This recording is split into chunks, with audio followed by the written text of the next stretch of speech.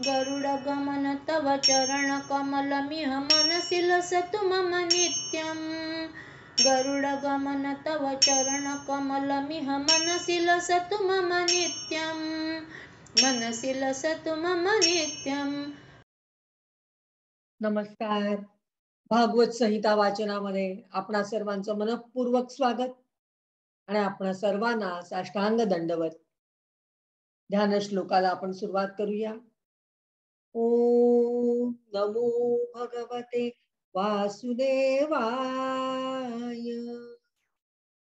ओम नमो भगवते वासुदेवाय. ओम नमो भगवते वासुदेवाय. परमहंस परिव्राजकाचार्य श्रीमद सद्गुरु वासुदेवानंद सरस्वती स्वामी महाराजांना माझा साष्टांग दंडवत. कस्तूरी तिलकौ पटले वक्षस्थले कौस्तुभं नासाग्रे वरमौक्तिकं करतले वेणुः करे कङ्कणं सर्वांगे हरिचन्दनौ सुललितं कंठे च मुक्तावली गोपस्त्री परिवेष्टितो विजयते गोपालचूडामणिः. कृष्णाय वासुदेवाय हरये परमात्मने प्रणतक्लेशनाशाय गोविन्दाय नमो नमः. श्रूयतां देवदेवेश नारायण जगत्पते त्वदीयेनावधानेन कथयिष्ये शुभाः कथाः. तत्रैव गंगा यमुना त्रिवेणी गोदावरी सिंधु सरस्वती च सर्वाणि तीर्थानि वसन्ति तत्र यत्राच्युतोदार कथा प्रसंगः. वक्रतुंड महाकाय कोटि सूर्य समप्रभ निर्विघ्नं कुरु मे देव सर्वकार्येषु सर्वदा. सरस्वती नमस्तुभ्यं वरदे कामरूपिणी विद्यारंभं करिष्यामि सिद्धिर्भवतु मे सदा. चिंता संतानहंतारो यत्पादाम्बुजरेणवः स्वीयानान्तान्निजाचार्यान् प्रणमामि पुनः पुनः. नमस्ते भगवन् व्यास वेदशास्त्रार्थकोविद ब्रह्म विष्णु महेशानां मूर्ते सत्यवती सुत. शुकरूप प्रबोधज्ञ सर्वशास्त्र विशारद एतत् कथा प्रकाशेन मदज्ञानं विनाशय. श्री गणेशाय नमः. श्री सरस्वत्यै नमः. श्री गुरुभ्यो नमः. श्री भगवते गोपाल कृष्णाय नमः. श्री नारदादि भागवतेभ्यो नमो नमः.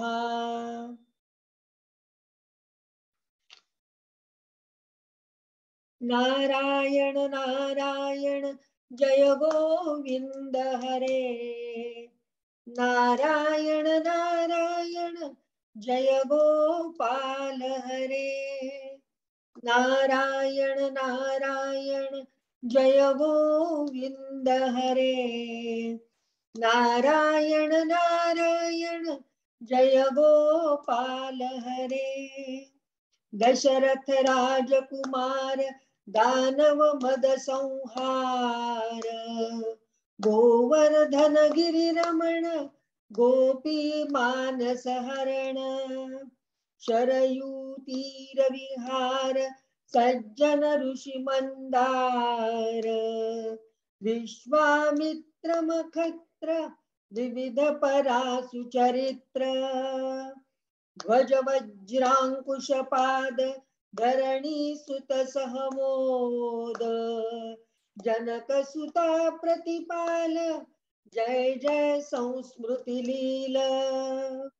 दशरथ वाक्कृती भार दंडक वन संचार मुष्टिक चाणूर संहार मुनी मानस विहार नारायण नारायण जय गोविंद हरे नारायण नारायण जय गोपाल हरे नारायण नारायण जय गोविंद हरे नारायण नारायण जय गोपाल हरे। बोला गोपाल कृष्ण भगवान की जय।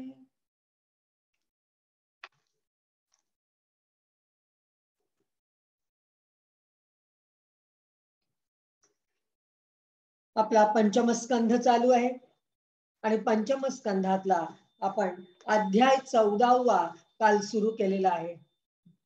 काल अध्याय 14 मधले आपले 15 श्लोक झाले आहेत। आपण अरण्याचं रूपक बघतो आहोत। संसार रूप अरण्य कसं आहे आणि त्या अरण्यामध्ये आपण कसे भटकतो आहोत हे आपण बघतो आहोत। आपल्याला शुक मुनी हे सांगतायत, परीक्षित राजाला प्रत्यक्षात ते सांगतायत। परीक्षित राजा गंगा किनारी बसलेला आहे आणि तिथे भागवत सप्ताह चालू आहे। शुकमुनी साक्षात शुकमुनी त्याला भागवत कथा कथन करतायत, कारण त्याच्या आयुष्याचे अतिशय थोडे दिवस राहिलेले आहेत आणि उरलेले आयुष्याचे दिवस कसे व्यतीत करावेत आणि भगवंतांपर्यंत कसं पोचावं याचं मार्गदर्शन शुकमुनी परीक्षित राजाला करतायत। जणू काही आपल्याला उद्देशूनच ते सांगतायत। जसं भगवंतांनी गीता अर्जुनाला सांगितली, पण आपण सारे अर्जुन आहोत, कारण आपली आणि अर्जुनाची मनस्थिती एकच आहे। आपण सारखे गोंधळलेले असतो, हे करावं का ते करावं असे प्रश्न आपल्याला पडतात आणि त्यातून भगवंत आपल्याला मार्ग दाखवतात किंवा अर्जुनाला मार्ग दाखवतात आणि त्या योगाने आपणही तो मार्ग आचरणात आणण्याचा प्रयत्न करतो गीतेच्या माध्यमातून। तसंच भागवतामध्ये परीक्षिताला मरणाला कसं सामोरं जावं याचं प्रत्यंतर किंवा प्रात्यक्षिकच जणू काही शुकाचार्य देत आहेत, त्याला मार्गदर्शन करतायत की तू कसा सामोरा जाशील मरणाला। आणि आपलेही आता किती दिवस आहेत आपल्याला माहिती नाहीये।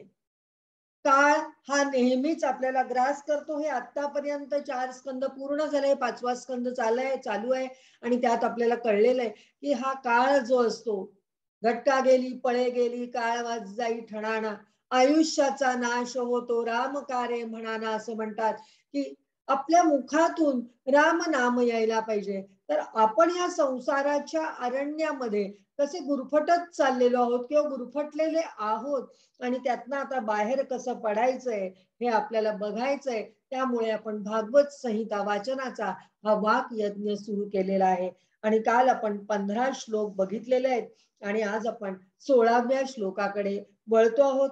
कालच आपण बघितलं की हे पद्य नाहीये, गद्य आहे, त्यामुळे हे वाचायचं आहे, गेयता नाहीये याला।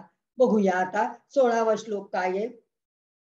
क्वचित काल विषमित राजकुल रक्षसाप ऋत प्रिय तमधनासु प्रमृतक इव विगत जीव लक्षण आस्ते, कदाचिन मनोरथोपगत पितृपिता महाद्य सदिती स्वप्न निर्वृत्ती लक्षण अनुभवती।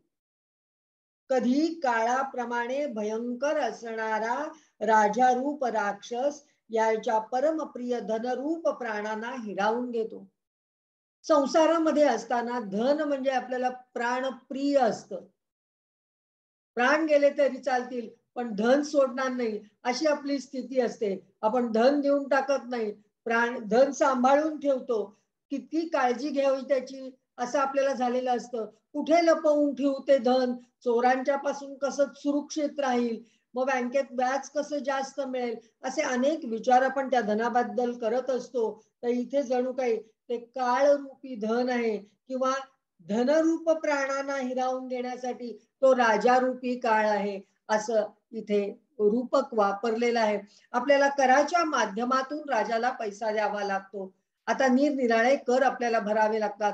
घराचा कर असतो, शिक्षणावरती कर असतो, पाणीपट्टी असते, त्यानंतर रस्त्यावरती आपल्याला रस्त्याचे मेंटेनन्स द्यावा लागतो, वाहन घेऊन जाताना रस्त्याचा कर आपल्याला भरावा लागतो.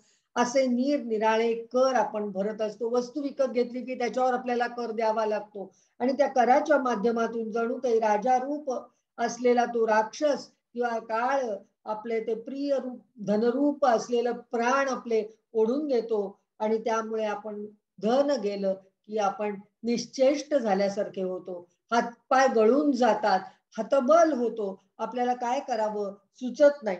कधी काल्पनिक पदार्थांप्रमाणे मिथ्या असणाऱ्या पितामह इत्यादी संबंधांना सत्य समजून त्यांच्या सहवासात स्वप्नाप्रमाणे क्षणिक सुखाचा अनुभव घेतो. आपले जे आजूबाजूला नातेवाईक असतात,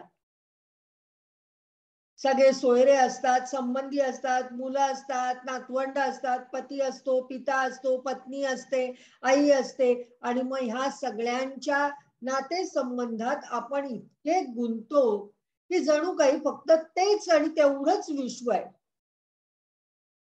अशी खूप मंडूक वृत्ती होते आपली.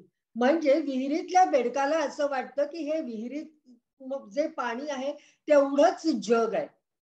तशी आपली संसारात राहून गत होते की हे संसार म्हणजे एवढंच सीमित जग आहे. पण हे विश्वची माझे घर ही भावना आपल्याला निर्माण होत नाही. किंवा वसुधैव कुटुंबकम जे आपल्या वेदांनी आपल्याला सांगितलंय ते आपण पूर्णपणे विसरून जातो आणि या छोट्याशा संसारात आपण क्षणिक सुखाचा अनुभव घेत राहतो. क्षणिक सुख का? कारण हे सुख जे आपल्याला मिळणार असतं ते क्षणभंगूर असतं. पुन्हा आपण दुःखाच्या गर्तेतच पडणार असतो. सुखामागून दुःख आणि दुःखामागून सुख हे सातत्याने येत असतात. त्यामुळे हे क्षणिक सुख आहे. आत्ता क्षणापुरता आपल्याला आनंद मिळाला, पुढच्या क्षणी जर त्यापैकी नातेवाईकांपैकी कोणी जर आपल्याला बोललं, काही कोणी आपला अपमान केला तर आपल्यावर दुःखाचा डोंगर कोसळतो. कारण आपली चित्ताची समता झालेली नाही. समत्व योग उच्चते असं गीतेत भगवंतांनी म्हटलेलं आहे. जिथे समत्व आहे तोच जणू काही योग आहे. योग म्हणजे काय? युज धातू आहे, जोडणं. कशाशी जोडणं? भगवंतांशी जोडलं जाणं. भगवंतांशी केव्हा जोडलं जातो आपण? ज्या वेळेला मनाची समता असते त्यावेळेला आपल्याला आपण भगवंतांशी जोडू शकतो. पण आपण कुणाशी जोडलेलं असतं? जे क्षणभंगूर आहे, जे नाशवंत आहे, जे अशाश्वत आहे, आजूबाजूचे नातेसंबंध त्यांना आपण जोडलेलं असतो. या जन्मी ते आपले पुत्र, मुली, नातवंड, पत्नी, पिता, माता असे असतात. पण आपला जन्म म्हणजे जसं विहिरीतल्या बेडकाला वाटतं की ते पाणी म्हणजे तेवढं जग, तसं जन्माला आल्यापासून मृत्यूपर्यंतचा जो काळ आहे तेवढाच काळ म्हणजे आपला सर्व आयुष्य असं आपण धरून चाललेलो असतो. अशी खूप मंडूक वृत्ती असते. पण आपण जन्माला येण्यापूर्वी सुद्धा आपलं काहीतरी अस्तित्व होतं आणि आपण इथे देह पतन झाल्यानंतर सुद्धा आपलं काहीतरी अस्तित्व असणार आहे हे आपण विसरून जातो. त्यामुळेच आपल्याला स्वप्नाप्रमाणे क्षणिक सुखाचा अनुभव घेतो आणि तिथे आपल्या मनाचं समत्व संपतं. मनाची समता नसेल तर आपण भगवंतांच्याशी आपली जोडणी होत नाही किंवा आपण भगवंतांच्याशी जोडले जात नाही. आणि म्हणूनच या सगळ्या नातेवाईकांकडे आपल्याला बघायचं आहे, ते साक्षी भावाने बघायचं आहे की आता जसं रेल्वेमध्ये आपण किंवा बसमध्ये आपण बसतो त्यावेळेला जे सहप्रवासी असतात तेवढ्या वेळापुरते तुझं नाव काय, माझं नाव काय, तू कुठे राहतेस, मी कुठे राहतेस, तू नोकरी कुठे करतेस, मी नोकरी कुठे करते, आपण 1760 चौकशा करून त्याच्याशी त्या काळापुरती जवळीक साधतो. ज्या क्षणी आपण बसमधनं किंवा ट्रेनमधनं खाली उतरतो त्या क्षणी त्या माणसाचं नाव, गाव, पत्ता सगळं आपण विसरून जातो आणि तो कोणी आपला सहप्रवासी होता हे आपल्या मनाच्या पार पलीकडे जातं. आपण ते बुद्धीत ठेवत नाही, चित्तात स्थिर करत नाही. तसंच हे सगळे जे आता आपल्या अवतीभोवती आहेत हे आपले सहप्रवासी आहेत. या भावनेने जेव्हा आपण त्यांच्याकडे बघायला लागू त्यावेळेला साक्षी भावाने आपल्याला त्यांच्याकडे बघता येईल. गाडीत आपल्या अंगावर कुणी ओरडलं तर आपण सोडून देतो. पुन्हा तो माणूस सॉरी म्हणतो, अरे मला असं वाटलं म्हणून मी म्हटलं तुम्हाला असं की माझी जागा आहे असं. ओके ओके सॉरी सॉरी ठीक आहे. एकमेक आपण पुन्हा जवळ बसतो आणि आपण प्रवास करतो. तसे हे सगळे आपले सहप्रवासी आहेत आणि या सहप्रवाशांनी आपल्यावर ओरडलं, आपल्याला प्रेमाने चुचकारलं तरी ते तितक्या पुरतच आहे हे लक्षात ठेवायचं आणि साक्षी भावानी आपण त्याच्याकडे बघायचं, त्यांच्यात गुंतायचं नाही. हे आपल्या मनाला आपण शिकवलं पाहिजे, कारण हा अरण्य रूपी संसार आहे. इथे लांडगे, कोल्हे, कुत्रे हे खूप मोठ्या प्रमाणावर आहेत आणि त्यामुळे ते काळ रूपाने आपली शिकार करत असतात. म्हणजेच आपल्याला भगवंतांपासून दूर नेत असतात. अनेक मोहांमध्ये आपल्याला हे संसारामध्ये गुंतवत असतात. तर त्यावेळेला आपण क्षणिक गुंतल्यासारखं दाखवून पुन्हा आपण वेगळं व्हायचं आहे. गाडीमध्ये एखाद्याला चांगलं काहीतरी वाचलं, आनंद झाला, जोक सांगितला, आपण हसतो, ते तेवढ्यापुरतच तिथे संबंध ठेवतो आणि पुन्हा विसरून जातो. तेवढ्याच अतिशय दूरपणे विचार करून, दूरदृष्टीने विचार करून आपण दूरत्व ठेवायचंय त्या नात्यामध्ये किंवा त्या नात्यामध्ये साक्षीभाव ठेवायचा आहे. पुढे बघा 18वा श्लोक. क्वचित गृहाश्रम कर्म चोदनाती भरगिरी मारु वृक्ष माणू लोक व्यसन कर्षित मनाः कंटक शर्करा क्षेत्र प्रविशन्नि वसीदति क्वचिच्च दुस्सहेन कायाभ्यंतर बंधिना गृहीत सारस्व कुटुंबाय क्रुध्यति सैव पुनर्निद्रा जगर गृहीते गृहीतोंधे तमसि मग्न शून्यारण्य इव शेते नान्यत् किंचन वेद शव इवापविद्धः. गृहस्थाश्रमासाठी ज्या कर्मकांडांचा विस्तार आहे त्याचे अनुष्ठान हे एखाद्या पर्वताचा दुर्गम कडा चढण्यासारखेच आहे. या गृहस्थाश्रमातली अनेक अनुष्ठानं पार पाडायची, अनेक कर्तव्य पार पाडायची म्हणजे जणू काही पर्वताचा दुर्गम कडा चढण्यासारखं आहे. लोकांची तिकडे झालेली प्रवृत्ती पाहून त्याच्या आकर्षणामुळे हाही जेव्हा ते पूर्ण करण्याचा प्रयत्न करतो तेव्हा निरनिराळ्या अडचणींमुळे क्लेश भोगून काटेकुटे असलेल्या जमिनीवरून चालणाऱ्या व्यक्तीप्रमाणे दुःखी होतो. आता इतर सगळेजण संसार करतात म्हणून मलाही लग्न केलं पाहिजे, संसार मांडला पाहिजे आणि मग त्या संसारातले ध्येय पूर्ण केली पाहिजेत. मुलाबाळांचं शिक्षण झालं पाहिजे, मुलाबाळांना लागी लावलं पाहिजे. म्हणजे हा जणू काही दुर्गम पर्वत कडा चढण्यासारखं आहे आणि लोकांची तिकडे प्रवृत्ती झाली, लोक जात आहेत म्हणून मी जातो. अशा मार्गाने आपण दुसऱ्याच्या पावलावर पाऊल टाकून चालत असतो, कारण लोकांना जे आकर्षण तिथे लोक जे करतायत त्याचं आकर्षण आपल्या मनात, अरे वा त्याची बायको किती सुंदर आहे, अरे वा तिचा नवरा किती छान आहे, माझंही लग्न झालं तर मला अशी सुंदर बायको मिळेल किंवा असा सुंदर नवरा मिळेल, मग मला छान 2 मुलं होतील, मग माझं चौकोनी कुटुंब असेल. अशी कल्पना चित्र रंगवत आपण ते संसाराच्या अरण्यामध्ये घुसतो आणि त्यावेळेला सुद्धा शुभमंगल सावधान म्हणून आपल्याला सावधान करायचा प्रयत्न केलेला असतो की हा या संसार रूपी अरण्यात तू शिरतोयस बरं, सावध राहा. कारण या अरण्यात अनेक कोल्हे, कुत्रे, सिंह, वाघ आहेत, अस्वल आहेत आणि ते तुला फाडून खाऊ शकतात. त्यामुळे तू सावध हो, हे आपल्याला सारखं सारखं मंत्रांच्या माध्यमातून सांगितलं जातं. पण तरी आपण इतके बेसावध असतो. एखादाच समर्थ रामदासांसारखा शुभमंगल सावधान म्हटल्यावर लग्न मंडपातून पळून जाऊन साधना करणारा आणि जगाला प्रपंच करावा नेटका मग घ्यावे परमार्थ विवेका म्हणून ज्ञान देणारा. पण प्रपंच करावा नेटका म्हणजे काय, तर कसा नेटका करायचा आहे प्रपंच, तर प्रपंच करताना प्रपंचात आपली मती गुंगून जाता कामा नये.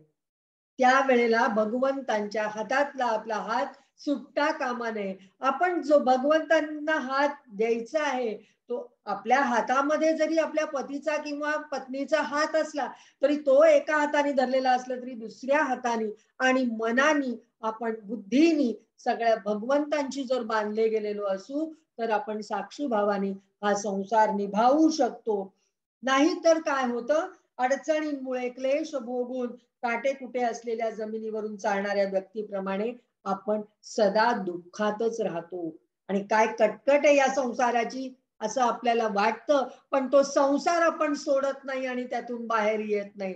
कटकट वाटली तरी सुद्धा आपण पुन्हा त्यातच गुंतत गुंतत गुंत्यात गुंतुनी पाय माझा गुंतला, तसे आम्ही आपल्या त्या संसारातच गुंतत राहतो. कधी पोटाला लागलेल्या असह्य भुकेमुळे कासावीस होऊन आपल्या कुटुंबावरच चिडतो.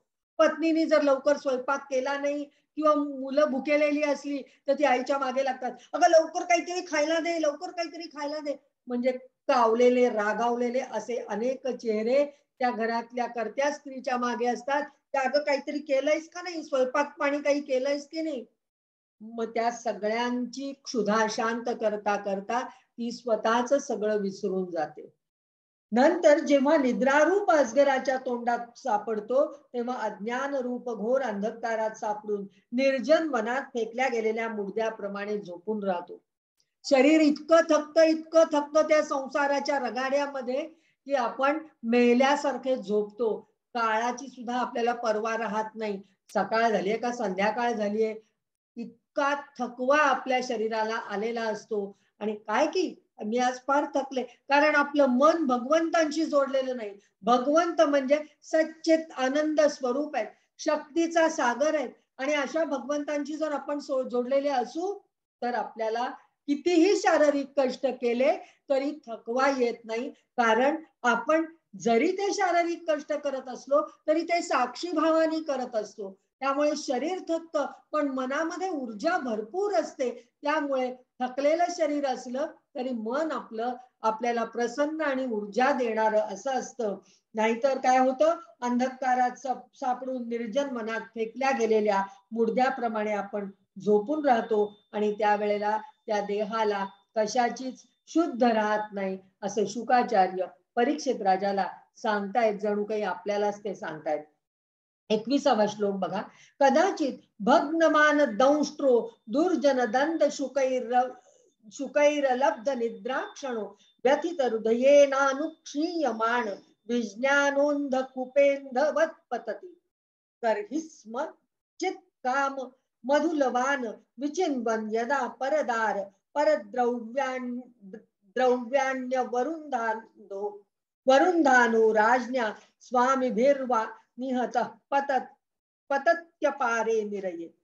कधी त्रास देणारे दुर्जन रूप किडे त्याचा इतका तिरस्कार करतात की ज्या दातांनी हा दुसऱ्याला चावला होता ते याचे दात पडून जातात. तेव्हा मन अशांत झाल्याने त्याला झोपही येत नाही आणि मर्मस्थानी वेदना झाल्याने क्षणाक्षणाला विवेक शक्ती कमी होत गेल्याने तो शेवटी आंधळ्याप्रमाणे या नरक रूप अंधाऱ्या विहिरीत जाऊन पडतो. कधी विषय सुखरूप मधुरकण शोधता शोधता जेव्हा हा लपून छपून परस्त्री किंवा परधन लुबाडू पाहतो तेव्हा तिचे स्वामी किंवा राजा यांच्या हातून हा मारला जाऊन अशा नरकात जाऊन पडतो की ज्याचा ठाव ठिकाणा लागत नाही. इंद्रियांच्या विषयातच ज्या वेळेला हा रममाण झालेला असतो, भगवद्गीतेमध्ये 3ऱ्या अध्यायात 34व्या श्लोकात म्हटलंय, इंद्रियस्य इंद्रियस्यार्थे रागद्वेषो व्यवस्थितो तयोर्नवशमागच्छेत तौ ह्यश्च परिपंथिनो. इंद्रियांच्या विषयात राग द्वेष हे सगळेच लपलेले असतात आणि ह्या विषय भोगात आपण विषयांच्या अधीन किंवा इंद्रियांच्या अधीन झालेलो असतो. त्यामुळे होऊ नये ते आपल्या हातून घडतं किंवा राग द्वेष हे दोन्हीही आपल्या कल्याणात विघ्न आणणारे असतात. त्यामुळे जणू काही आपले मन अशांत होते, विवेक शक्ती कमी होते आणि आपण जे कण शोधण्यासाठी जंग जंग पछाडतो, काही वेळेला गैरमार्गाचा वापर करतो. आजकाल आपण बघतो की भ्रष्टाचार खूप बोकाळलेला आहे. आपलं सरकार भ्रष्टाचार आवाक्यात आणण्याचा प्रयत्न काठोकाठ करतंय. पण तरी सुद्धा अनेक लोक भ्रष्टाचार करतात. अनेक ऑफिसेस मधनं खालच्या बाजूने टेबलाच्या खालून पैसा घेतला जातो आणि कामं केली जातात. म्हणजेच गैरमार्गाचा वापर केला जातो आणि ती अलक्ष्मी असते. ती अशा प्रकारे चुकीच्या मार्गाने मिळवलेली लक्ष्मी अलक्ष्मी मानली जाते आणि ती अलक्ष्मी म्हणजेच वाईट धनसंपत्ती आपल्याकडे टिकत नाही. ती त्या मार्गाने जशी आली तशी निघून जाते. कधी कधी ती अलक्ष्मी आपण मिळवत असताना, गैरमार्गाने पैसा मिळवत असताना सरकारच्या नजरेत पडतो, पोलीस आपल्याला पकडून नेतात किंवा आपण कैदेत जातो किंवा मारले जातो. म्हणजेच नरकात जाऊन पडतो की जिथे आपला ठाव ठिकाणा सुद्धा आपल्या नातेवाईकांना लागत नाही. अशा प्रकारे आपली या इंद्रियांच्या अधीन झाल्यामुळे गती होते. पुढे बघा, अथच तस्माद उभयतः ही कर्मा स्मिन्नात्मन संसारावपन मुदाहरन्ति मुक्तस्ततो यदि बंधात देवदत्त उपाचिनत्ति तस्मादपि विष्णुमित्र इत्यनवस्थिती. म्हणून असे सांगतात की प्रवृत्ती मार्गात राहून केलेली लौकिक आणि वैदिक अशी दोन्ही प्रकारची कर्मे जीवाला संसारातच ढकलतात. राजसी मार्गाने आपण ज्या वेळेला कामना पूर्ण करण्यासाठी अनेक वैदिक क्रियाकर्म कृत्य किंवा अनुष्ठान पूजा अर्चा करतो किंवा लौकिकात आपण काही वागतो, त्या दोन्हीही कर्म जी असतात ती आपल्याला प्रवृत्ती मार्गात राहिल्यामुळे की सकाम भावना केल्यामुळे हे जर मी काम केलं तर मला ह्यापासून हे फळ मिळणार आहे, अशी कर्म आपल्याला संसारातच ढकलत राहतात. पुन्हा पुन्हा येरझार करावी लागते आणि पुन्हा ही जन्म मरणाचा फेरा आपला चुकत नाही. यालाच म्हटलंय की ही कर्मे जीवाला संसारात ढकलतात. वासना त्यात राहून जातात. काळ केव्हा आपला ग्रास करतो आपल्याला कळत नाही आणि पुन्हा तेच सगळं उपभोगण्यासाठी किंवा मनाने जे संकल्प विकल्प केले आहेत ते पूर्ण करण्यासाठी पुन्हा आपल्याला जन्म घ्यावा लागतो. जरी कोणत्याही प्रकारे राजा इत्यादींच्या बंधनातून याची सुटका झाली तरी अन्यायाने अपहरण केलेली ती स्त्री किंवा ते धन देवदत्त नावाचा दुसराच कोणीतरी हिसकावून घेतो. म्हणजे आपण जर अपहरण करून दुसऱ्यांचं लुबाडून ते जर धन घेतलं असेल तर ते आपल्या जवळ राहत नाही. आपल्याकडून आणखीन तिसरा कोणीतरी तो काढून घेतो किंवा हिसकावून घेतो.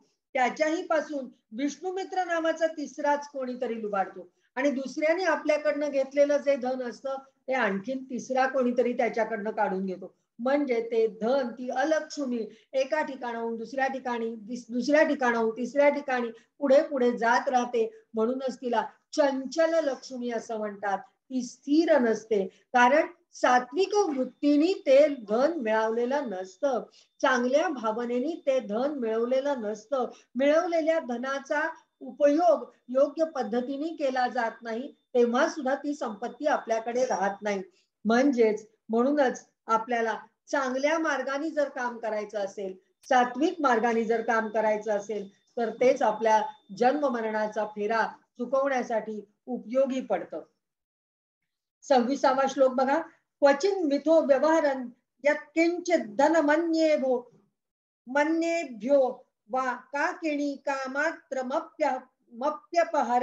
यत्किंचित वा विद्वेषमेति वित्तशाठ्यात् अध्वन्यमुष्मिन्निम उपसर्गास्तथा सुख दुःख राग द्वेष भयाभिमान प्रमादोन्माद शोक मोह लोभ मात्सर्येर्ष्यावमान क्षुत पिपासाधि व्याधि जन्म जरा मरणादया.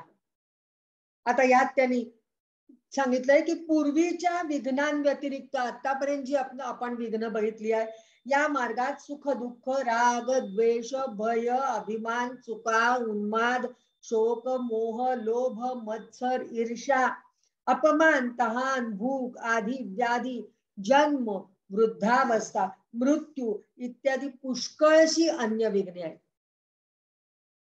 किती प्रकारची विघ्न या संसार रूपी अरण्यात आहेत ते बघा. आणि एवढी सगळी विघ्न असून सुद्धा आपण पुन्हा पुन्हा त्या संसारात रममाण होण्याचाच विचार करतो किंवा रममाण होतो, त्या योगे आपण भगवंतांपासून दूर जातो. आणि म्हणूनच या मायेच्या पासून दूर गेलं पाहिजे. इंद्रियांच्या अधीन होता कामा नये. इंद्रिय जिंकायला पाहिजे, इंद्रियांवर विजय मिळवायला पाहिजे. पंच ज्ञानेंद्रिय, पंच कर्मेंद्रिय आणि आपलं मन, हे 11 जे आहेत, ही एकादशी आपल्याला करायला पाहिजे. या सगळ्यांवर नियंत्रण ठेवलं आणि भगवंत म्हणतात हे शक्य आहे. केव्हा शक्य आहे? अभ्यासेप्य समर्थ होसी.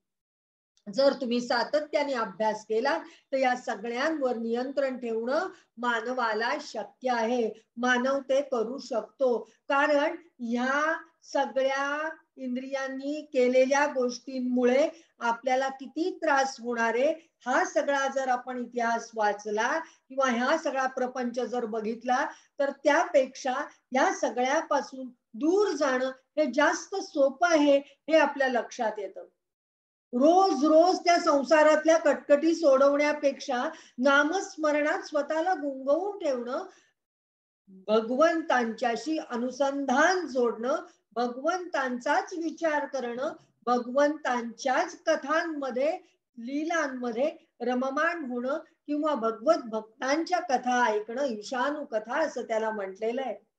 तर ते आपल्याला योग्य मार्गावर ठेवतं आणि भगवंतांच्यात आपण विलीन होऊ शकतो. आणि आता आपली मीटिंग संपत आलेली आहे. तुम्ही पुन्हा रिजॉईन करा. मी पुढचा 28वा श्लोक घेते. क्वापि देव मायया स्त्रिया भुजलतोपगूढ प्रस्कन्न विवेक विज्ञानो यद विहार गृहारंभा कुल हृदयस्तदाश्रयावसक्त सुत दुहितृ कलत्र भाषितावलोक विचेष्टिता परुत हृदय आत्मान मजितात्मा पारेंधे तमसी प्रहिणोती. एखाद्या वेळी देव माया रूपिणी स्त्रीच्या बाहुपाशात सापडून हा जीव विवेकहीन होऊन जातो.